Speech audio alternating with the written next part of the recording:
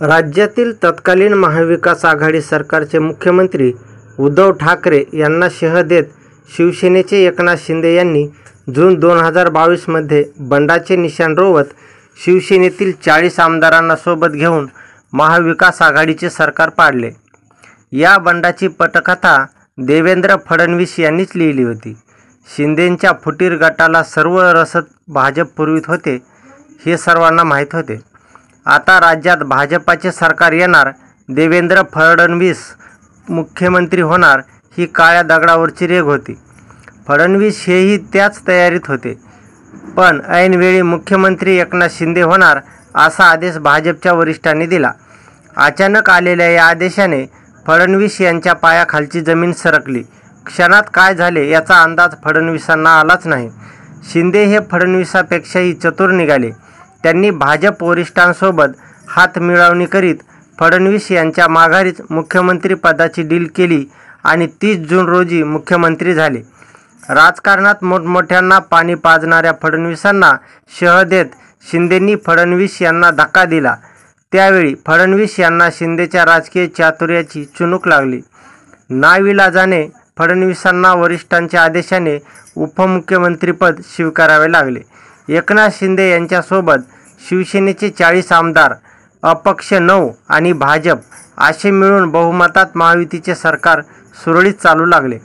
देवेंद्र फडणवीस शिंदेंच्या राजकीय चातुर्याने परिचित होते, त्यामुळे शिंदेंना चेकमेट देण्यासाठी फडणवीस यांनी शरद पवारांच्या राष्ट्रवादीत बंड घडवून आणले आणि अजित पवार 2 जुलै 2023 रोजी आमदारांना घेऊन महाराष्ट्रातील महायुती सरकारमध्ये सामील झाले। आपल्याकडे 40हून अधिक आमदार असल्याचा दावा अजित पवारांनी केला, परंतु निश्चित आकडा जाहीर झालाच नाही। अजित पवारांसह 8 आमदारांनी मंत्रिपदाची शपथ घेत महायुतीमध्ये सामील झाले। यावेळी शिंदेंसह त्यांचे आमदार अस्वस्थ झाले। पवार आणि त्यांचे मंत्री सत्तेत वाटेकरी झाल्याने शिंदे गट आणि अजित पवार गटात मंत्री आणि आमदारांमध्ये सतत चकमकी होताना पाहायला मिळाल्या। हे वादविवाद टोकाला गेल्याचेही समोर आले, परंतु कसेबसे या सरकारने आपला कार्यकाळ पूर्ण केला। मुख्यमंत्री पदाच्या कारकिर्दीत शिंदेंनी धडाकेबाज निर्णय घेऊन आपली वेगळी छाप तयार केली। महायुती म्हणून भाजप, शिंदे आणि पवार गट एकत्र विधानसभा निवडणुकीला सामोरे गेले। 23 नोव्हेंबर 2024 रोजी निकाल जाहीर झाला। त्यात 288 पैकी भाजपला 132, शिंदे गट शिवसेनेला 57 तर अजित पवारांच्या राष्ट्रवादीला 41 जागा असे मिळून 230 जागा महायुतीला मिळाल्या। इतिहासात एवढे मोठे बहुमत पहिल्यांदाच मिळाले। निकाल लागल्यानंतर सरकार स्थापनेच्या वेळी मुख्यमंत्री पदासाठी एकनाथ शिंदे अडून बसले। डिसेंबर उजाडले तरीही होईना। मुख्यमंत्री पदासाठी शिंदेंनी सर्व प्रयत्न करून पाहिले, पण त्यांना मुख्यमंत्रीपद मिळेना। असेही सांगण्यात येते की शिंदेच्याच काही आमदारांनी यावेळी तुम्ही महायुतीत येणार नसाल तर आम्ही भाजपसोबत जाऊन मंत्रिपदाची शपथ घेतो असे सांगितल्यानंतर शिंदे नाईलाजाने उपमुख्यमंत्रीपद घेण्यासाठी तयार झाले।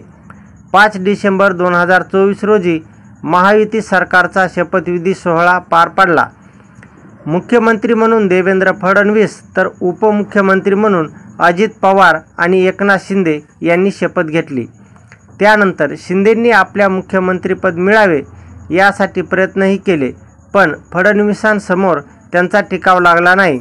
मुख्यमंत्री पदाचे दावेदार एकनाथ शिंदे यांचा फडणवीसांकडून अतिशय शांतपणे काटा काढण्याचा प्रयत्न होत असल्याचे राजकीय जाणकारांचे मत आहे। सरकार स्थापन होऊन आज 7 महिने झाले, पण एकनाथ शिंदे आणि त्यांचे आमदार वेगवेगळ्या घटनांमुळे अडचणीत येताना दिसत आहेत। सर्वप्रथम फडणवीस मुख्यमंत्री होताच त्यांनी शिंदे यांनी घेतलेल्या निर्णयांना कात्री लावण्याचे काम केले।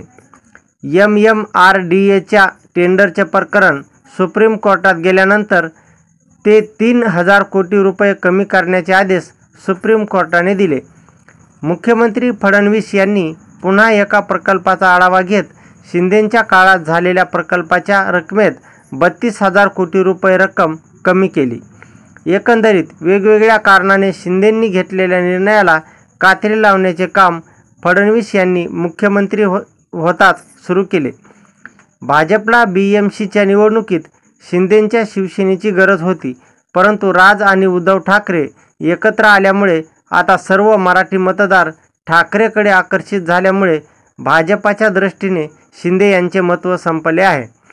त्यातच आता सुप्रीम कोर्टात उद्धव ठाकरे यांनी याचिका दाखल करून अजित पवारांच्या राष्ट्रवादीच्या घड्याळ चिन्हाला जसे हे चिन्ह तात्पुरते आहे असे लिहिण्याचे आदेश कोर्टाकडून मिळाले, तसेच आदेश शिंदेंकडे असलेल्या धनुष्यबाणाच्या खाली लिहिण्याचे सुद्धा आदेश देण्याची याचिका दाखल केली आहे. याचिकेवर 14 जुलैला सुनावणी होणार आहे. एकनाथ शिंदे आता देवेंद्र फडणवीस यांच्या जाळ्यात पूर्णपणे अडकलेले आहेत. ते आता आपल्या राजकीय अस्तित्वासाठी दिल्ली वाऱ्या करीत आहेत. शिंदेंचा पक्ष आज मोठ्या संकटात सापडला आहे.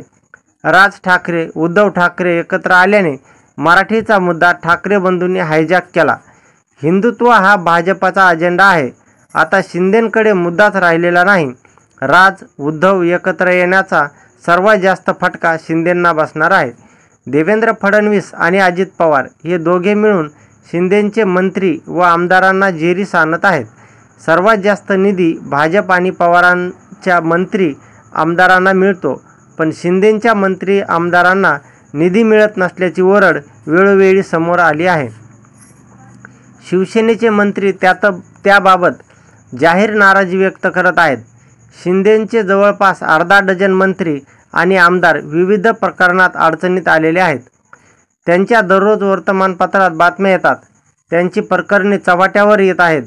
शिवसेनेच्याच मंत्र्यांचीच प्रकरणे कशी चव्हाट्यावर येतात याबाबत शिंदेंनी अमित शहाकडे तक्रार केलेली आहे.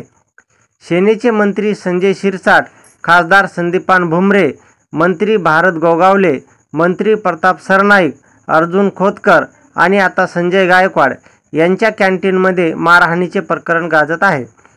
नुकतेच शिंदेंचे पुत्र श्रीकांत शिंदे यांना आयकर विभागाची नोटीस आल्याचे स्वतः मंत्री संजय शिरसाट यांनी माध्यमांना सांगितले, पण नंतर सारवासारव करत फक्त मलाच नोटीस आली, श्रीकांत शिंदेंना नाही असे ते म्हणाले.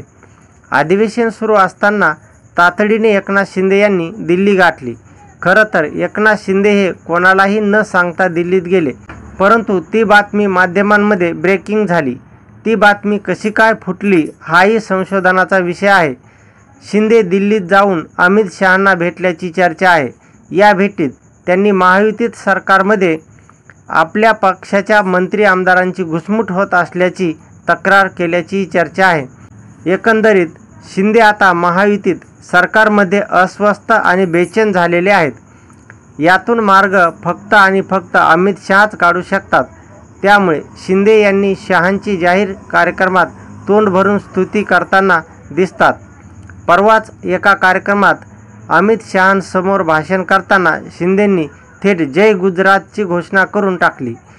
हिंदी आणि मराठीचा वाद सुरू असताना जय गुजरातची घोषणा करून आपण अडचणीत येणार हे माहीत असतानासुद्धा शिंदेंनी फक्त अमित शहांना खुश करण्यासाठी जय गुजरातची घोषणा दिली हे स्पष्ट दिसते. राज आणि उद्धव ठाकरे एकत्र आल्याने शिंदे आणि त्यांचे आमदार अस्वस्थ आहेत. भाजपाला शिंदेंची गरज संपली आहे आणि शिंदे यांचा बाहेर पडण्याचा मार्गही बंद झालेला आहे. त्यातल्या त्यात मंत्रिपद न मिळाल्याने शिंदेंचे काही नाराज आमदार उद्धव ठाकरे यांच्या शिवसेनेत परतण्यासाठी चाचपणी करत असल्याच्या बातम्या येत आहेत. नुकतेच संजय राऊत, आदित्य ठाकरे यांनी काही आमदारांचे फोन आल्याचे वक्तव्य केले आहे. यावरून राज्याच्या राजकारणात सर्व काही वेगाने घडत आहे. एकंदरीत भाजप वापरते आणि फेकून देते याची प्रचिती आता शिंदे यांनाही येत असेल, पण सध्या अजित पवार खुश आहेत. परंतु भविष्यात पवारांचाही नंबर लागू शकतो, कारण 2029च्या निवडणुका भाजप स्वबळावर लढविणार आहे हे त्यांनी वेळोवेळी जाहीर सुद्धा केलेले आहे. कदाचित त्याचीच ही तयारी आहे असेच म्हणावे लागेल. शिंदेंनी फडणवीस यांना शह देत मुख्यमंत्रीपद मिळवले होते. आताही त्यांना मुख्यमंत्रीपद मिळेल अशी आशा होती, परंतु त्यांना फडणवीसांनी त्यात यशस्वी होऊ दिले नाही आणि राज आणि उद्धव ठाकरे एकत्र येण्यामुळे शिंदेंचे उपयुक्तता मूल्य संपल्याने फडणवीसांनी शिंदेंना कैचीत पकडल्याची चर्चा सध्या राजकीय वर्तुळात सुरू आहे.